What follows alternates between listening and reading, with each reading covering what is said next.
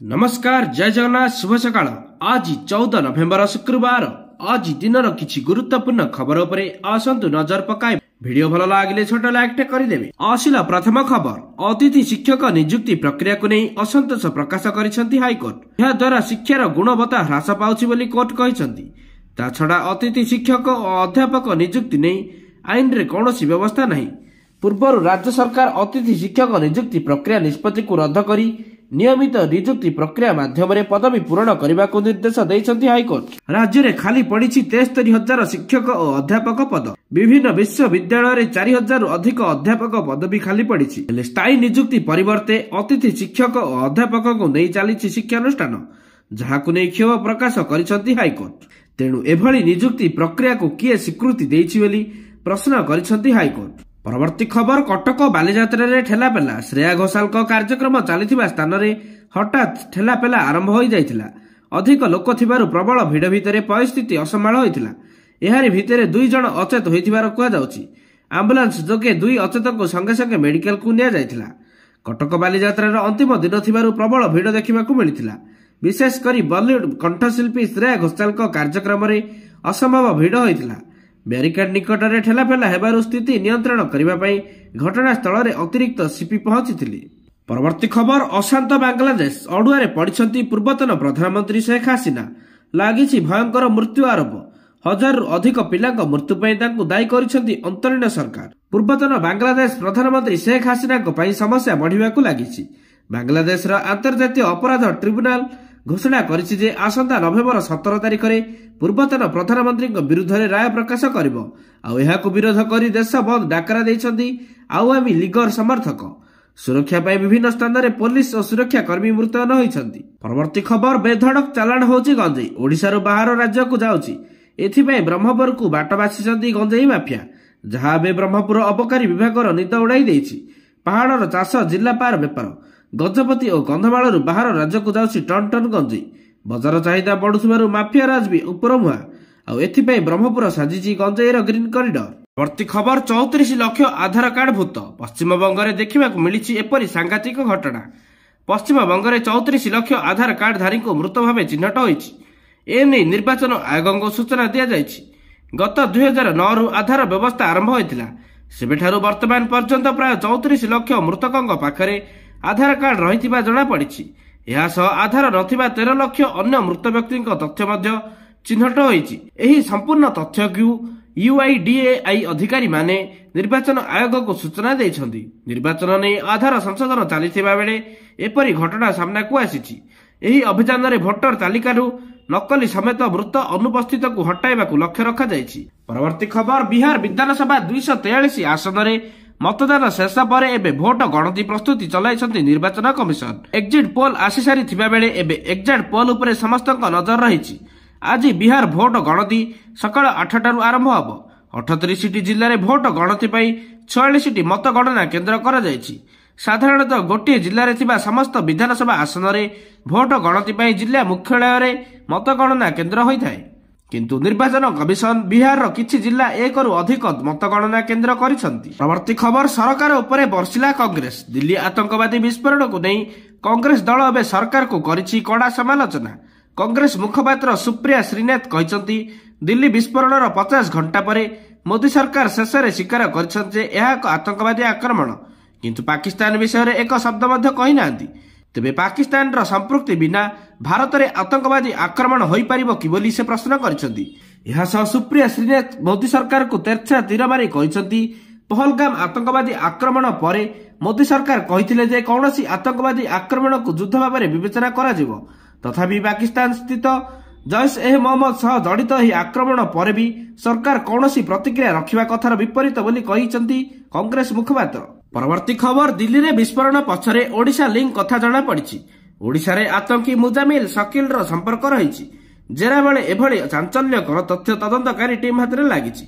मुजामिल रो WhatsApp रे जांच बेले ओडिशा रो किछि नंबर सह मेसेज रे कथावार्ता होइथिबा जणा पड़िछि। तेबे ओडिशा रो केउ माने मुजामिल रो संपर्क रे थिले, काहेकि सेमाने मुजामिल सह कथावार्ता बा चैटिंग करुथिले, एहार खोलताड़ करिबो एनआईए। मिलिथिबा तथ्यरु एनआईए टीम केतेकंकर तालिका करिछि। विशेष करी कटक जिलार एक कॉलेज को नहीं सन्देह सृष्टि होइछि। ଏହି ସମ୍ପର୍କରେ ଅଧିକ ତନାଘନା ପାଇଁ ଖୁବ୍ ଶୀଘ୍ର ଏନ୍ଆଇଏ ର ଏକ ଟିମ୍ ଓଡ଼ିଶା ଆସିବ ବୋଲି ଜଣାପଡ଼ିଛି। ପରବର୍ତ୍ତୀ ଖବର, ସେନା ମୁଖ୍ୟ ଜେନେରାଲ ଉପେନ୍ଦ୍ର ଦ୍ୱିବେଦୀ କହିଛନ୍ତି ଯେ ଆଧୁନିକ ଯୁଦ୍ଧର କୌଶଳ ସମ୍ପୂର୍ଣ୍ଣ ରୂପେ ବଦଳି ଯାଇଛି ଏବଂ ଭାରତକୁ ନିଜର ବାୟୁ ପ୍ରତିରକ୍ଷା ନୀତି ତଥା ଯୁଦ୍ଧ ନୀତିକୁ ନୂଆ ଚିନ୍ତାଧାରା ସହ ପୁନର୍ବିବେଚନା କରିବାକୁ ପଡ଼ିବ। ଆମେ ବର୍ତ୍ତମାନ ଅତ୍ୟାଧୁନିକ ହେଲୁଣି। ସେନା ମୁଖ୍ୟ ଗତକାଲି ପ୍ରତିରକ୍ଷା ଅଧ୍ୟୟନ ଏବଂ ବିଶ୍ଳେଷଣ ସଂସ୍ଥାନରେ ଆୟୋଜିତ ଦିଲ୍ଲୀ ଡିଫେନ୍ସ ଡାୟଲଗରେ ଯୋଗଦେଇ ଏହା କହିଛନ୍ତି। ଏହି କାର୍ଯ୍ୟକ୍ରମରେ ପ୍ରତିରକ୍ଷା ମନ୍ତ୍ରୀ, 3 ସେନାର ବରିଷ୍ଠ ଅଧିକାରୀ, ପ୍ରତିରକ୍ଷା ଶିଳ୍ପ ଜଗତର ବିଶେଷଜ୍ଞ ଏବଂ ଅନେକ ବିଦେଶୀ ରଣନୀତିଜ୍ଞ ବିଶ୍ଳେଷକ ମଧ୍ୟ ଉପସ୍ଥିତ ଥିଲେ। ପରବର୍ତ୍ତୀ ଖବର, ଦିଲ୍ଲୀ କାର ବିସ୍ଫୋରଣକୁ ନେଇ ତଦନ୍ତକାରୀ ଏଜେନ୍ସି ହାତରେ ଲାଗିଛି ବଡ଼ ସୁରାଗ। ଆତଙ୍କିକ ଟାର୍ଗେଟରେ ଥିଲା ଦିଲ୍ଲୀର ସବୁଠାରୁ ଜନଗହଳିପୂର୍ଣ୍ଣ ସ୍ଥାନ। 6ଟି ପର୍ଯ୍ୟାୟରେ 32ଟି ସ୍ଥାନରେ ବିସ୍ଫୋରଣ କରିବାକୁ କରାଯାଇଥିଲା ଯୋଜନା। ଦିଲ୍ଲୀର 6ଟି ସ୍ଥାନ ସମେତ ଦେଶର 32ଟି ସ୍ଥାନରେ ଆକ୍ରମଣ ପାଇଁ ଯୋଜନା କରାଯାଇଥିଲା ଏବଂ 32ଟି ସ୍ଥାନରେ ଆକ୍ରମଣ ପାଇଁ 32ରୁ ଅଧିକ ଭିନ୍ନ ଭିନ୍ନ କାର ଚୟନ କରାଯାଇଥିଲା। ଯେଉଁଥିରେ Maruti Suzuki ବ୍ରିଜା, Maruti Swift, eco sports ଭଳି କାର ଚୟନ କରାଯାଇଥିଲା। ବାବ୍ରି ମସଜିଦ୍ ଭଙ୍ଗା ଦିବସ ଡିସେମ୍ବର 6ରେ ଆକ୍ରମଣ ପାଇଁ ଯୋଜନା କରାଯାଇଥିଲା। ବିସ୍ଫୋରଣ ସମ୍ପର୍କରେ ତଦନ୍ତ କରୁଥିବା ଅଧିକାରୀମାନେ ଏନେଇ ସୂଚନା ଦେଇଛନ୍ତି। ପରବର୍ତ୍ତୀ ଖବର, ଆସିଷ୍ଟାଣ୍ଟ ସେକ୍ସନ ଅଫିସ ମୁଖ୍ୟ ଲିଖିତ ପରୀକ୍ଷା ରଦ୍ଦ। ହାଇକୋର୍ଟ ଏଏସ୍ଓ ପଦ ପୂରଣ ପାଇଁ ଗତ ଜୁଲାଇ 13 ତାରିଖରେ ହୋଇଥିବା ମୁଖ୍ୟ ଲିଖିତ ପରୀକ୍ଷାକୁ ରଦ୍ଦ କରିଛନ୍ତି ଉଚ୍ଚ ନ୍ୟାୟାଳୟ। ଡିସେମ୍ବର 7ରେ ହେନ୍ ଛାନି ମୁଖ୍ୟ ଲିଖିତ ପରୀକ୍ଷା ଏଏସ୍ଓ ପ୍ରିଲିମିନାରୀ ପରୀକ୍ଷାରେ ଯୋଗ୍ୟତା ହାସଲ କରିଥିବା 7113 ପ୍ରାର୍ଥୀ ଡିସେମ୍ବର 7ରେ ନୂଆ କରି ମୁଖ୍ୟ ଲିଖିତ ପରୀକ୍ଷା ଦେବେ। ଏନେଇ ହାଇକୋର୍ଟ ପକ୍ଷରୁ ବିଜ୍ଞପ୍ତି ପ୍ରକାଶ ପାଇଛି। ପରବର୍ତ୍ତୀ ଖବର, ଆଜି ନୂଆପଡ଼ା ଉପନିର୍ବାଚନର ଭୋଟ ଗଣତି ହେବ। ଏନେଇ ପ୍ରସ୍ତୁତି ଚୂଡ଼ାନ୍ତ ହୋଇଛି। ଭୋଟ ଗ୍ରହଣ ଓ ଗଣନା ପ୍ରକ୍ରିୟାକୁ ସମ୍ପୂର୍ଣ୍ଣ ସ୍ୱଚ୍ଛ, ସୁସ୍ଥ ଓ ପାରଦର୍ଶୀ ଭାବରେ ଆୟୋଜନ କରିବା ପାଇଁ ଆବଶ୍ୟକ ସମସ୍ତ ପଦକ୍ଷେପ ଗ୍ରହଣ କରାଯାଇଥିବା ସୂଚନା ଦେଇଛନ୍ତି ଜିଲ୍ଲାପାଳ। ନ୍ୟାସନାଲ କଲେଜରେ ତ୍ରିସ୍ତରୀୟ ସୁରକ୍ଷା ବଳୟରେ ଷ୍ଟ୍ରଙ୍ଗ ରୁମ୍ ମଧ୍ୟରେ ଥିବା ସମସ୍ତ ଇଭିଏମ୍ ଓ ଭିଭିପାଟ୍ ମେସିନ୍ ଗୁଡ଼ିକ ଆଜି କାଉଣ୍ଟିଂ ହଲ୍କୁ ଅଣାଯିବ। ଭୋଟ ଗଣତି ପାଇଁ 14ଟି ଗଣତି ଟେବୁଲ ଓ ପୋଷ୍ଟାଲ ଭୋଟ ପାଇଁ ଗୋଟିଏ ଟେବୁଲ ବ୍ୟବସ୍ଥା କରାଯାଇଛି। ପରବର୍ତ୍ତୀ ଖବର, କଟକ ବାଲିଯାତ୍ରାରେ ଏକ ବଡ଼ ଅଘଟଣ ଟଳି ଯାଇଛି। ଏକ ନିଶ୍ଚିତ ଦୁର୍ଘଟଣାରୁ ବର୍ତ୍ତି ଯାଇଛନ୍ତି ଲୋକେ। ଯାନ୍ତ୍ରିକ ତ୍ରୁଟି ଯୋଗୁଁ ଦୋଳିରେ ଫସି ଯାଇଥିଲେ 8 ଜଣ ବ୍ୟକ୍ତି। 70 ଫୁଟ ଉପରେ ଦୋଳି ଅଟକି ଯିବାରୁ ଦୋଳିରେ ଫସି ରହିଥିବା 8 ଜଣ ଲୋକ ଭୟରେ ଚିତ୍କାର କରିଥିଲେ। ଫଳରେ ସେଠାରେ ଏକ ପ୍ରକାରର ଆତଙ୍କ ପରିସ୍ଥିତି ସୃଷ୍ଟି ହୋଇଥିଲା। ତେବେ ଦୀର୍ଘ ସମୟର କସରତ ପରେ ସମସ୍ତଙ୍କୁ ସୁରକ୍ଷିତ ଉଦ୍ଧାର କରାଯାଇଛି। ବାଲିଯାତ୍ରା ତଳ ପଡ଼ିଆରେ ଷ୍ଟ୍ରିମ୍ ଟାୱାର ଦୋଳିରେ ଗତକାଲି ରାତିରେ ଘଟିଥିଲା ଏହି ଅଘଟଣ। ବୁଧବାର ରାତି ପ୍ରାୟ 11ଟାରେ ଦୋଳିରେ ବସି ମଜା ନେଉଥିଲେ ବାଲିଯାତ୍ରା ବୁଲିବାକୁ ଆସିଥିବା ଲୋକେ। ହଠାତ୍ ଦୋଳିର ମୋଟର ପୋଡ଼ିଯିବାରୁ ଦୋଳି ଜାମ୍ ହୋଇଯାଇଥିଲା। ଫଳରେ 70 ଫୁଟ ଉପରେ ଫସି ଯାଇଥିଲେ 8 ଜଣ। ଖବର ପାଇ ପୋଲିସ ଓ ଅଗ୍ନିଶମ ବାହିନୀ ଘଟଣାସ୍ଥଳରେ ପହଞ୍ଚି ପ୍ରାୟ 2 ଘଣ୍ଟା ଉଦ୍ୟମ କରିବା ପରେ ହାଇଡ୍ରୋଲିକ ପ୍ଲାଟଫର୍ମ ସାହାଯ୍ୟରେ ସମସ୍ତଙ୍କୁ ସୁରକ୍ଷିତ ଉଦ୍ଧାର କରାଯାଇଛି। ପରବର୍ତ୍ତୀ ଖବର, ଗତ 2 ଦିନ ତଳେ ଦିଲ୍ଲୀରେ ହୋଇଥିବା ବିସ୍ଫୋରଣରେ ସାରା ଦେଶ ଦୋହଲି ଯାଇଥିଲା। ବିସ୍ଫୋରଣ ଏତେ ଭୟଙ୍କର ଥିଲା ଯେ ଏଥିରେ 12 ଜଣଙ୍କ ଜୀବନ ମଧ୍ୟ ଯାଇଥିଲା। 20ରୁ ଅଧିକ ଲୋକ ଆହତ ଅବସ୍ଥାରେ ଚିକିତ୍ସିତ ହେଉଛନ୍ତି। ଏହି ବ୍ଲାଷ୍ଟରେ ଅନେକ ବାହନ ମଧ୍ୟ ପୋଡ଼ି ପାଉଁଶ ହୋଇଯାଇଛି। ଦେଶର ରାଜଧାନୀରେ ବିସ୍ଫୋରଣର ଖବର ଆସିବା ପରେ ପୁରା ଦେଶରେ ଯେମିତି ସତର୍କ ଘଣ୍ଟି ବାଜିଥିଲା। ଜାତୀୟ ଗଣମାଧ୍ୟମର ଏକ ରିପୋର୍ଟ ଅନୁସାରେ ଆତଙ୍କବାଦୀ ଅଯୋଧ୍ୟା ରାମ ମନ୍ଦିରକୁ ଉଡ଼ାଇବାକୁ ପ୍ଲାନିଂ କରିଥିଲେ। ଦେଶର ରାଜଧାନୀରେ ବିସ୍ଫୋରଣ ଘଟାଇଥିବା ସାହିନ ଅଯୋଧ୍ୟାର ସ୍ଲିପର ସେଲ୍କୁ ଆକ୍ଟିଭେଟ୍ କରିଥିବାର ମଧ୍ୟ ସୂଚନା ମିଳୁଛି। ଆତଙ୍କବାଦୀ ରାମ ମନ୍ଦିର ଉପରେ ଆକ୍ରମଣ କରିବା ପୂର୍ବରୁ ହିଁ ଯୋଜନା ପଣ୍ଡ ହୋଇଗଲା। ବିସ୍ଫୋଟକ ସାମଗ୍ରୀକୁ ଜବତ କରି ଆତଙ୍କୀକୁ ଗିରଫ କଲା ପୋଲିସ। ପରବର୍ତ୍ତୀ ଖବର, ଜଳୁଛି ୟୁକ୍ରେନ। କେଉଁଠି ଡ୍ରୋନର ଆକ୍ରମଣ ହେଉଛି ତ ଆଉ କେଉଁଠି ମିସାଇଲ ମାଡ଼ ଚାଲିଛି। ୟୁକ୍ରେନର ସବୁ ଗୁରୁତ୍ୱପୂର୍ଣ୍ଣ ସହରକୁ ଖୋଜି ଖୋଜି ଆଟାକ୍ କରୁଛି ରୁଷିଆ। ତେବେ ସବୁଠାରୁ ଆଶ୍ଚର୍ଯ୍ୟ କଥା କି ୟୁକ୍ରେନରେ ଥିବା ଜୋପରିଝିଖିଆ ନାମକ ସ୍ଥାନରେ 600ରୁ ଅଧିକ ଥର ଆକ୍ରମଣ କରାଯାଇଛି। ଏଥିରେ ଏହି ସହରର ନକ୍ସା ପୁରା ବଦଳି ଯାଇଥିବା କୁହାଯାଉଛି।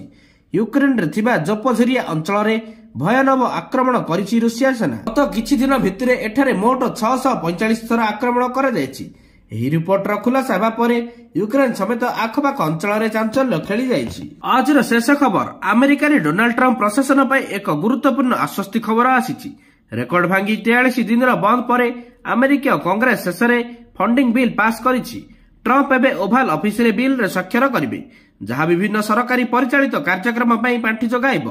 ଆମେରିକା କଂଗ୍ରେସ ବୁଧବାର ଏକ ଫେଡେରାଲ ପାଣ୍ଠି ପ୍ୟାକେଜକୁ ମଞ୍ଜୁର କରିଛି, ଯାହା 43 ଦିନ ଧରି ଚାଲିଥିବା ସରକାରୀ ସଟ୍ଡାଉନକୁ ଶେଷ କରିବା ପାଇଁ ପଥ ପ୍ରଶସ୍ତ କରିଛି। ଆମେରିକୀୟ କଂଗ୍ରେସରେ ଏହା ପାସ୍ ହେବା ପରେ ପାଣ୍ଠି ବିଲ୍ ଏବେ ରାଷ୍ଟ୍ରପତି ଡୋନାଲ୍ଡ ଟ୍ରମ୍ପଙ୍କ ନିକଟସ୍ଥ ତାଙ୍କ ହସ୍ତାକ୍ଷର ପାଇଁ ପଠାଯାଇଛି। ହ୍ୱାଇଟ୍ ହାଉସ୍ ଅନୁଯାୟୀ ରାଷ୍ଟ୍ରପତି ଟ୍ରମ୍ପ ଓଭାଲ ଅଫିସରେ ପାଣ୍ଠି ବିଲ୍ରେ ସ୍ୱାକ୍ଷର କରିବେ।